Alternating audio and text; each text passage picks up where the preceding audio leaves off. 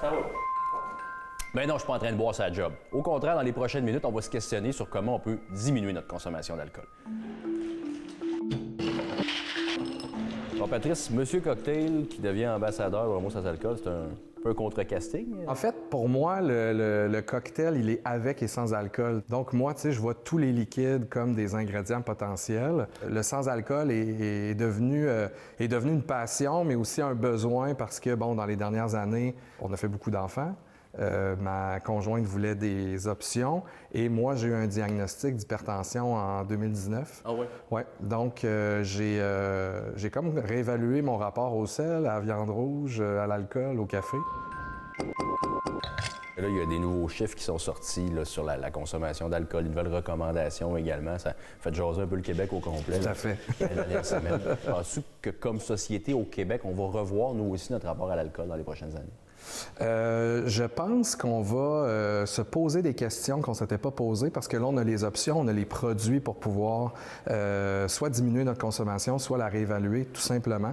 Je ne sais pas à quel point cette étude-là va avoir un impact, par contre, sur la consommation. En fait, on a déjà des chiffres selon un sondage léger qui a été mené pour la Fondation Jean Lapointe. Il y a 2 tiers des Québécois qui ne comptent pas diminuer leur consommation d'alcool malgré les nouvelles recommandations. Il y a quand même 17 % des Québécois qui veulent la diminuer et 5 % qui carrément ont déclaré vouloir arrêter leur consommation. Mais la pression est encore pas mal là. Tu sais. Encore le « ben voyons, là, oui, on est absolument. là pour avoir du fun ». Ça va être appelé à changer, cette espèce de pression-là qui est encore présente?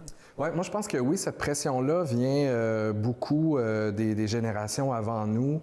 Je pense que c'est vraiment ancré dans leur culture et de plus en plus, tu vois, les jeunes boivent beaucoup moins qu'avant, la nouvelle génération. Fait que je pense que tranquillement, ce discours-là va disparaître, il va y avoir plus d'ouverture, plus de compréhension, puis moins de, je sais pas si je peux dire ça, mais tu sais, moins de petits mononcles qui commencent à te questionner parce que tu as décidé de pas boire ce soir.